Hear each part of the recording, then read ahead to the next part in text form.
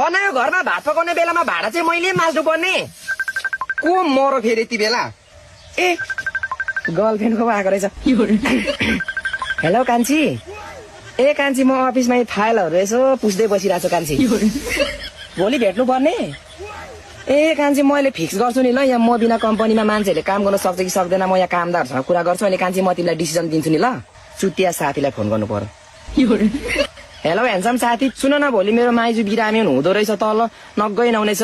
त्यो तिम्रो त्यो अस्ति किनेको सेतो जुत्ता अनि त्यो कालो प्यान्ट, त्यो तिम्रो हरियो भेस्ट भोलि मलाई एकछिन लाउन देऊ न साथी ल प्लिज। धोएर दिन्छु साथी, धोएर दिन्छु ल साथी। ल म भरे आउँछु है ल्याउनु। धन्यवाद यार मेरो साथी। ल कमला नाना, नाना भोलि माइजू बिरामी भएछ तल, नगइ नहुनेछ। 5000 रुपियाँ खर्च गरिदिनु न हौ नाना, म छिट्टै फिर्ता दिन्छु नाना। होइन नाना अस्तिको सँगै म फिर्ता दिन्छु त नाना, यो बाजी सबै तिर्छु तपाईँको। हस् हुन्छ नाना हुन्छ। हेलो कान्छी।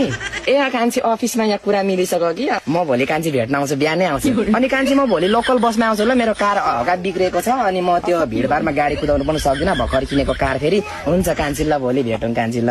यति नगरी आजकल गर्लफ्रेन्डलाई टिकाउने गाह्रो।